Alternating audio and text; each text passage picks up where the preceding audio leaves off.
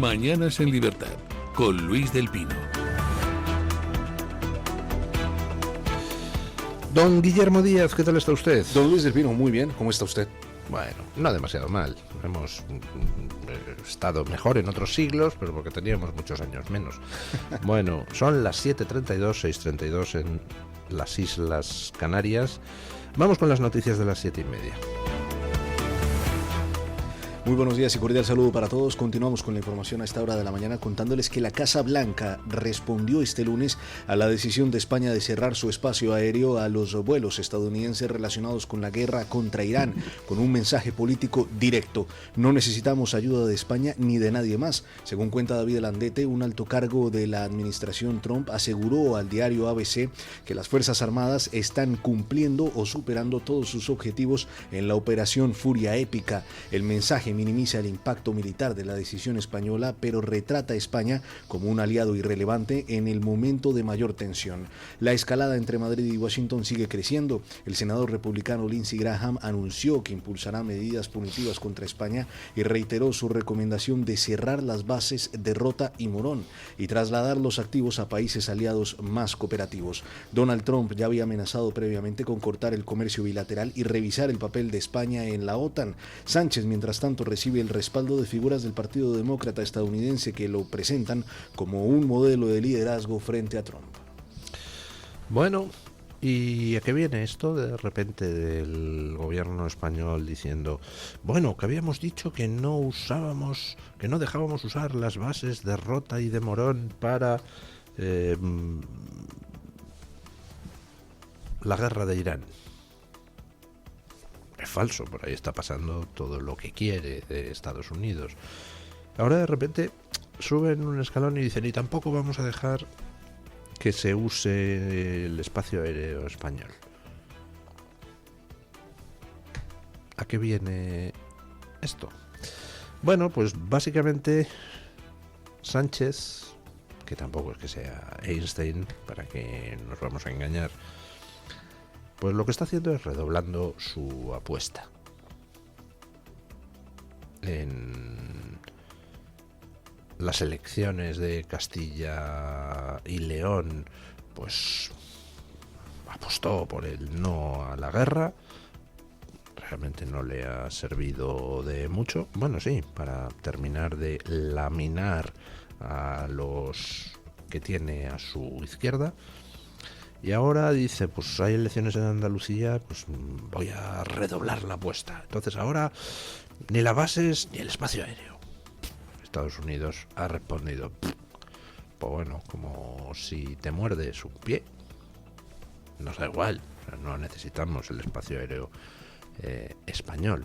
Aparte de que posiblemente sea mentira, posiblemente sigan utilizando las bases aéreas porque de hecho no creo que tengamos capacidad legal para impedir el aterrizaje de aviones en Rota y Morón. Pero bueno, queda así como grandilocuente de cara a la galería y simultáneamente Sánchez está posiblemente pagando artículos en prensa internacional mostrándole como el gran líder anti-Trump, lo cual es bastante ridículo. Pero bueno, te indica el nivel que hay en estos momentos en Estados Unidos. El Partido Demócrata, pues alguna gente del Partido Demócrata señalando a Sánchez como un gran líder. Al Sánchez de las saunas, al Sánchez de la corrupción de su señora, de la corrupción de su hermano, de la corrupción de su partido. A ese Sánchez, dicen, es un gran líder. Bueno, no sé si se dan cuenta de cómo eso indica que la corrupción para el Partido Demócrata de los Estados Unidos no es un problema. Vamos, que es algo perfectamente aceptable y entendible. Lo que importa es oponerse a Trump. Por supuesto, hay otra razón por la cual Sánchez eleva un poco el listón de las estupideces verbales, que es que el 1 de abril, es decir, mañana, su mujer va a tener que hacer frente a la justicia. Así que pues necesita generar mucho humo, muchas cortinas, que se hable de todo menos del juicio a su mujer. Por cierto, en el juicio a su mujer no tengo muy claro cómo se ha elegido el jurado y me preocupa. Pero, en fin, que ahí está Sánchez haciendo ruido. Claro, el gobierno de Estados Unidos ve eso y dice, pero ¿qué está diciendo este pirao? Pero no todo el mundo en Estados Unidos lo ve igual, y hay gente dentro del Partido Republicano pues pidiendo represalias contra España, en concreto Lindsey Graham, uno de los senadores más activos en asuntos de política exterior en Estados Unidos, pues ya dijo hace tiempo, cuando el asunto de Rota y Morón, que bueno, que quizá habría que llevarse las bases a otro país, y ahora ha vuelto a insistir en eso y ha pedido sanciones contra España. Y claro, en Estados Unidos pues existe una separación de poderes. Trump, por ejemplo, pues hay cosas que no logra sacar adelante porque no tiene el suficiente apoyo en Congreso y Senado. A la inversa, el Congreso y el Senado pueden hacer cosas, incluso aunque el gobierno americano, el gobierno de Trump, no mueva un dedo. Y en Estados Unidos, el Congreso y el Senado, pues tienen un relativo poder. Vamos, que no se lo toma la gente a broma, como aquí sucede con el Congreso y el Senado españoles, que cada vez está más claro que no pintan absolutamente nada porque el gobierno hace lo que le da la gana sin el concurso del Congreso y el Senado. Allí no, allí en Estados Unidos el Congreso es algo serio. Mentir, por ejemplo, ante el Congreso es algo que puede hacer que te caiga un puro de 3 pares de narices. Y si el Congreso aprueba sanciones contra España, incluso aunque Trump no mueva un dedo, pues eso no es precisamente algo baladí. Pero bueno, ya saben ustedes que a Sánchez las sanciones contra España le importan un soberano bledo. Yo creo que alguien debería hablar con Lindsey Graham, este senador, y decirle, oiga, en fin, dirija usted las sanciones contra Sánchez a nivel personal, porque este majadero no tiene el apoyo de los españoles para las tonterías que está haciendo. Bueno, entre las cosas que hace Sánchez, pues hay tonterías motivadas por el deseo de propaganda o de poner cortinas de humo para tapar la corrupción de su mujer, pero hay otras cosas que son directamente maldades. Por ejemplo, con el tema de la Dana, observen ustedes la diferencia fundamental de trato. Tanta prisa, tanto celo para unos y tanta dejadez y tanto ganas de machacar a otros. Escuchen esta noticia.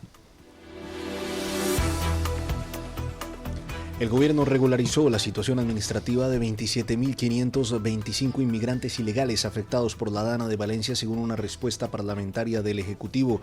Al mismo tiempo, cientos de familias españolas denuncian que siguen sin recibir las ayudas prometidas tras la riada, ascensores sin funcionar, negocios sin reconstruir y hogares dañados. Son la realidad de muchos municipios valencianos más de un año después de la tragedia. El dato más llamativo es que el gobierno tiene bloqueados 946 millones de euros del Fondo de Solidaridad de la Unión Europea destinados a los afectados por la Dana. El dinero llegó al Ministerio de Hacienda en noviembre del año 2025 y no ha llegado ni un euro a los municipios afectados, pese a que estos remitieron sus proyectos en plazo. El gobierno reconoció en su respuesta parlamentaria del 9 de marzo que aún está trabajando para disponer de la información necesaria sin dar plazos concretos. La cantidad bloqueada representa el 80% del presupuesto anual del Fondo de Solidaridad Europeo. Bueno, ya recordarán ustedes que aquí en el Toro TV hicimos un especial sobre el tema de la Dana cuando se cumplía un año. Y en ese especial una de las cosas que se comentaron con responsables políticos y afectados de la zona, es cómo el gobierno había instaurado un sistema donde las ayudas llegaban a una serie de cuentas bancarias en 4 bancos distintos. Y en teoría, pues se conceden las ayudas, pero para conceder las ayudas es necesario presentar toda una serie de informes por parte de los ayuntamientos. La Generalidad Valenciana se ofreció a prestar técnicos a los ayuntamientos para agilizar la elaboración de todos esos complejísimos informes. Y el gobierno Sánchez dijo que no. Así que los ayuntamientos, que carecen de una cantidad suficiente de técnicos para hacer frente a la avalancha de peticiones, pues no dan abasto y no pueden ir liberando ayudas. ¿Para qué hacía eso el gobierno de Sánchez? Pues yo creo que por un lado está la cosa de castigar a los valencianos, porque me tirasteis pellas de barro. Y por otro lado está el asunto de tratar de dilatar el proceso para culpar a la Generalidad Valenciana. Y por otro lado, pues lo de al final vamos a ver si podemos encajar la liberación masiva de ayudas con la campaña electoral en Valencia o la de las generales, de tal forma que nos apuntemos nosotros el medallote. Yo creo que es una mezcla de las tres cosas.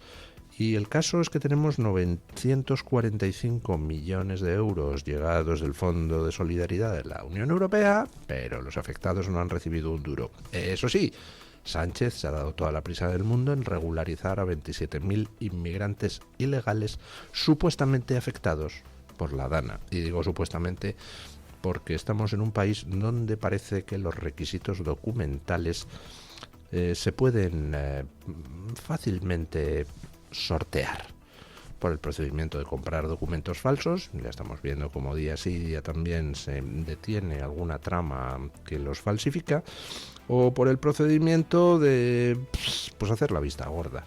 El caso es que vemos aquí con lo de la DANA como la idea de Sánchez de regularizar a mansalva a inmigrantes irregulares pues ya la tenía en mente con lo de la DANA. Dijo, uy, aquí la ocasión de oro. Vamos a meter una regularización de 27.000 tíos. Y mientras tanto, los españoles sin ayudas. Si quieren ayuda, que la pidan, que les vamos a meter en un follón burocrático imposible, que los ayuntamientos no pueden solventar, porque nosotros estamos prohibiendo a la Generalidad Valenciana que ayude a los ayuntamientos a acelerar el proceso. Está muy bien, ¿verdad?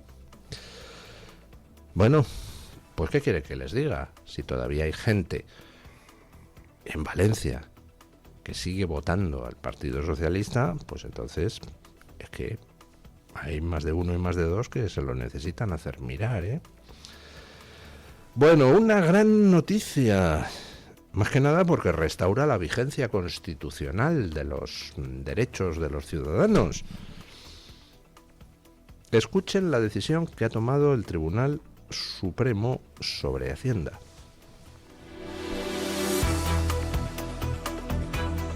El Tribunal Supremo anuló un registro de Hacienda y las liquidaciones y sanciones derivadas del mismo por considerar que el consentimiento del contribuyente estaba viciado. La agencia tributaria entregó al representante de la empresa un anexo informativo que recogía como obligación y no como derecho permitir la entrada de la inspección. El Supremo concluyó que ese documento no informaba expresamente de que el contribuyente podía negarse al acceso y revocar su consentimiento en cualquier momento. La sentencia fija un criterio claro para que el consentimiento sea válido en la entrada a un domicilio constitucionalmente protegido. El contribuyente debe ser informado de forma expresa de su derecho a oponerse. Si ese derecho no figura en el documento informativo, el consentimiento no es libre ni válido y todas las pruebas obtenidas en el registro quedan anuladas, junto con las liquidaciones y sanciones que se deriven de ellas. La Constitución exige autorización del titular o del juez para entrar a un domicilio protegido. Bueno, resulta que Hacienda se personaba en casa de un inspeccionado y le entregaban ahí un formulario para que firmara, donde no se le informaba al investigado de algo fundamental, que es que si no hay mandato judicial no tiene derecho Hacienda a entrar en tu casa o en tu negocio, por tanto puedes negarte a que entren. Ellos pueden entrar ahí, oiga, ¿nos deja usted entrar a hacer un registro? Y tú le puedes decir, ¿me enseña la orden judicial? ¿No la tiene? Pues a tomar por saco. Señor, será usted Hacienda o lo que quiera. Entonces resulta que en los papeles que se le daba a la gente no se les informaba de ese derecho. Firme aquí que consiente usted el registro. Sin decirle, ¿puede usted no consentirlo? Bueno, pues ahora el Tribunal Supremo en un caso ha intervenido, ha anulado todo lo que Hacienda logró obtener como datos en un registro, ha anulado las multas correspondientes por estar basadas en datos ilegalmente obtenidos, y por supuesto pues ha establecido cuál es el modo de proceder.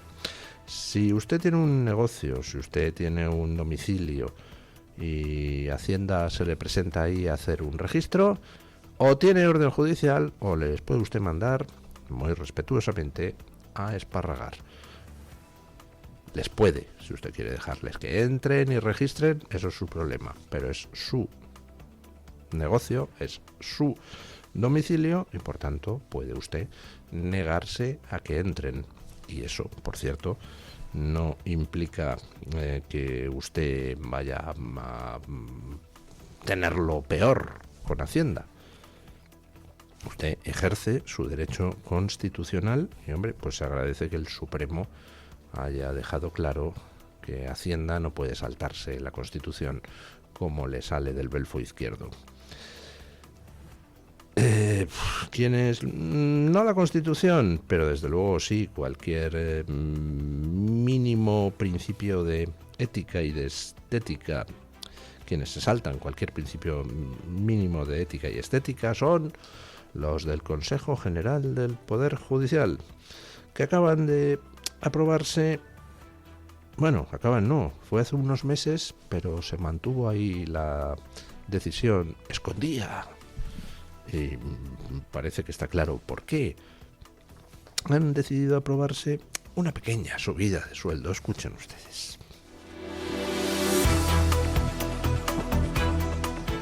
El Consejo General del Poder Judicial aprobó en septiembre una subida de sueldo de hasta 835 euros mensuales para sus vocales sin informar públicamente de ello. El acuerdo lo alcanzaron los vocales elegidos a propuesta del Partido Popular y del Partido Socialista y 6 meses después la medida sigue sin actualizarse en el portal de transparencia. La presidenta Isabel Perelló votó en blanco y dejó constancia en acta de que no era un asunto prioritario. Los miembros del Consejo General del Poder Judicial ya cobran entre 134.000 y 155.000 euros anuales antes de complementos. La subida aprobada actualiza un complemento de antigüedad que no se revisaba desde el año 1998 y afecta especialmente a los vocales más veteranos, que verán incrementada su nómina en más de 800 euros al mes. El acuerdo se distribuyó entre los vocales la tarde anterior al pleno y no fue comunicado a la opinión pública. O sea, que el Consejo General del Poder Judicial, cuyos miembros ganan 130.000 euros al año... Entre 134.000 y 155.000 euros al año. Se sube en 800 euros mensuales el sueldo.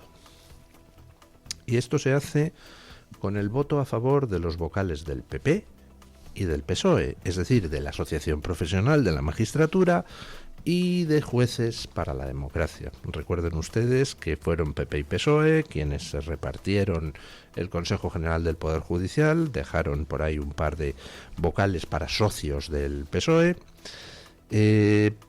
Recuerden ustedes que eso se hizo a través de 2 asociaciones de jueces, la APM, la Asociación Profesional de la Magistratura, y Jueces para la Democracia. Recuerden ustedes que hubo un gran escándalo cuando se nombra al Consejo General del Poder Judicial, porque el resto de las asociaciones dijeron que aquello era un enjuague. Y lo dijeron con toda la razón. Todos los jueces del resto de asociaciones quedaron excluidos de ese reparto pactado entre PP y PSOE. Pactado entre PP y PSOE, recuerdan ustedes, en una reunión en Bruselas entre Félix Bolaños, ese hombre, y González Pons, ese hombre, presidida por un comisario europeo que en la actualidad está imputado por blanqueo. La fotografía perfecta para el reparto de la justicia española. Y entonces ahora los jueces del PP, Asociación Profesional de la Magistratura, y del PSOE, de Juezas y Juezos para la Democracia, pues acuerdan subirse 800 euros mensuales el sueldo. Y lo acordaron en una sesión donde decidieron no hacer público el acuerdo, y ahora lo sabemos varios meses después. Bueno, pues esto es España.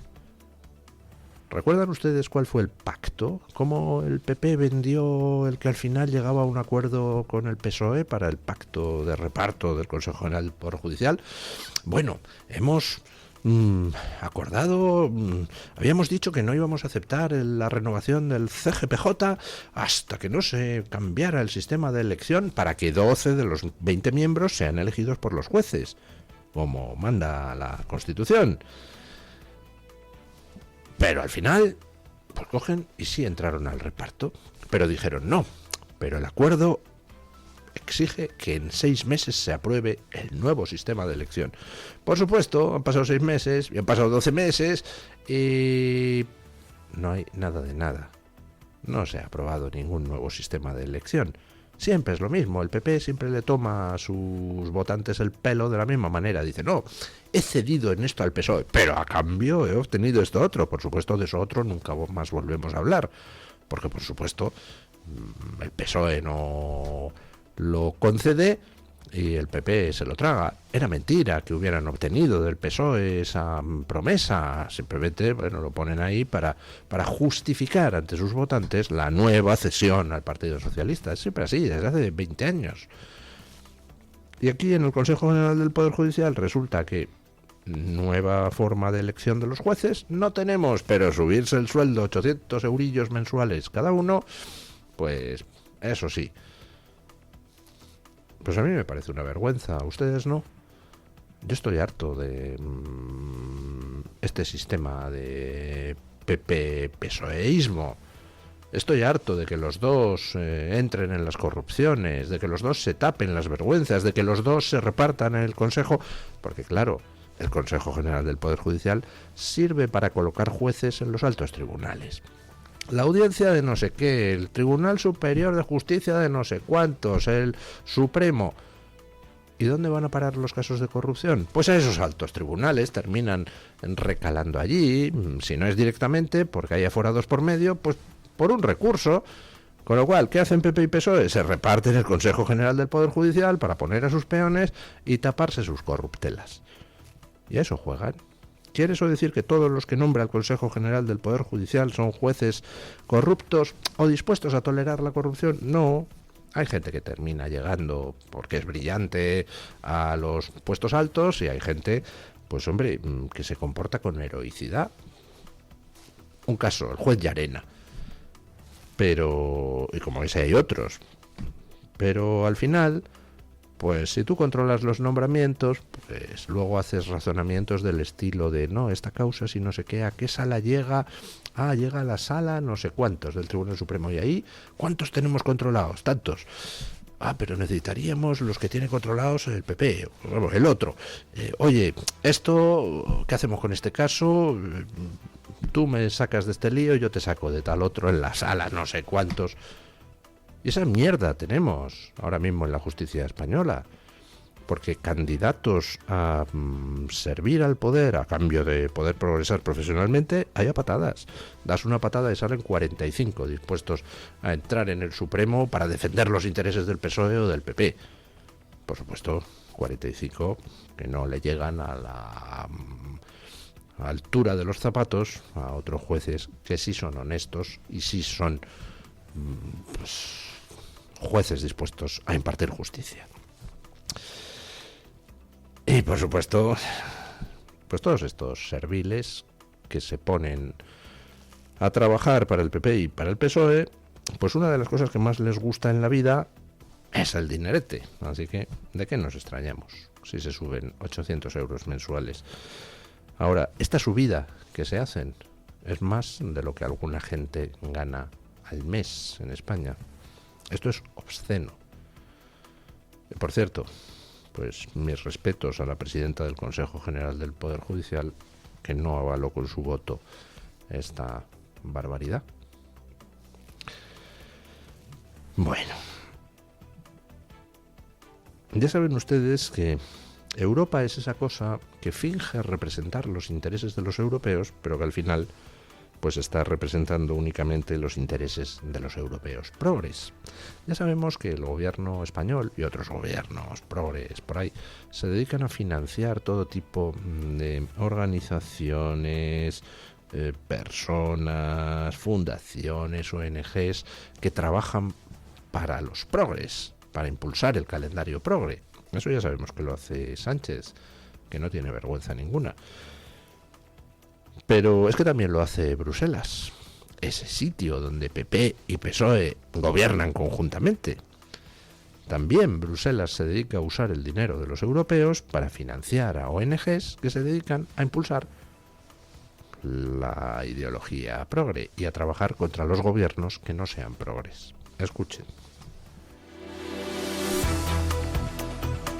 Una ONG izquierdista financiada por la Comisión Europea y la Fundación Open Society de George Soros publicó su 7º informe anual sobre el Estado de Derecho de la Unión Europea, calificando a Hungría, Bulgaria, Croacia, Eslovaquia e Italia como países que desmantelan activamente las instituciones democráticas.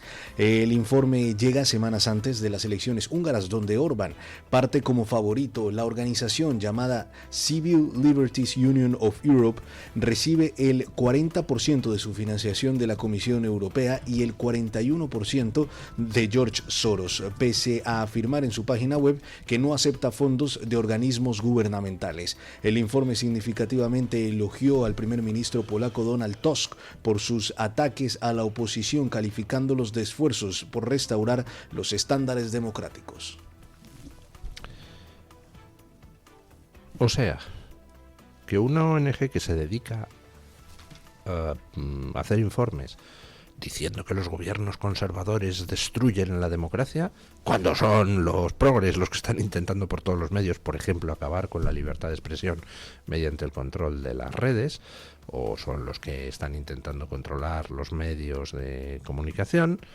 Una ONG que se dedica a decir que destruyen la democracia, precisamente los que están intentando defenderla frente a los progres, recibe financiación, por supuesto, de George Soros, ese filántropo que con dinero ajeno se dedica a tratar de impulsar todo tipo de causas siempre que sean erróneas. No solo de George Soros, también de Bruselas, de dinero de todos los europeos. Es decir, se utiliza el dinero de los países gobernados por conservadores para financiar ONGs que se dedican a atacar a esos países. Igual que aquí se dedican nuestros impuestos a financiar a los separatistas que atacan a España. Pues está muy bien, ¿no? La pregunta es, ¿en qué bando está el Partido Popular? Porque el Partido Popular mantiene con el Partido Socialista un acuerdo en Europa que, entre otras cosas, implica que se dedique el dinero de los europeos a atacar a los gobiernos conservadores. Bueno, vamos con don Paco Carrera para que nos cuente qué trae hoy la Gaceta en portada. Buenos días, don Paco. Sí, ¿qué tal? Saludos y muy buenos días a los oyentes de Mañanas en Libertad. Vamos a repasar algunas de las noticias que ya conforman la portada de La Gaceta a esta hora. Empezando por esta que firma nuestra compañera Rebeca Crespo. Bruselas ya contempla represalias contra Hungría ante una posible victoria de Orbán en las elecciones del 12 de abril. Nuestro compañero Unai Cano nos cuenta que el director ejecutivo de BlackRock, Larry Fink, reconoce que la agencia Woke fue un experimento mundial fallido. Todos los detalles, como siempre, en gaceta.es. Hay más noticias. La mitad de los jóvenes detenidos en España por delito sexual son extranjeros, la mayoría de ellos marroquíes. Y también es noticia este martes que el sindicato CESIF denuncia que en 2025 se produjeron 70 agresiones a funcionarios de prisiones en la Comunidad de Madrid. Por último, vamos a destacar una noticia que firma Rubén Pulido. Ceuta lidera la llegada de inmigrantes ilegales a España durante el primer trimestre de este año. Los marroquíes y los sudaneses predominan en el CETI. Por último, recordarles, como siempre, como cada día, que tienen a su disposición la sección de opinión y la viñeta de la Iberosfera, el humor de Santi Orue, que hoy nos habla de un instituto de Granada que ha criminalizado a Vox y a sus aliados internacionales. No se pierdan su fina ironía, como siempre, en la portada de La Gaceta. Es todo, les mandamos un saludo, que tengan un muy feliz martes.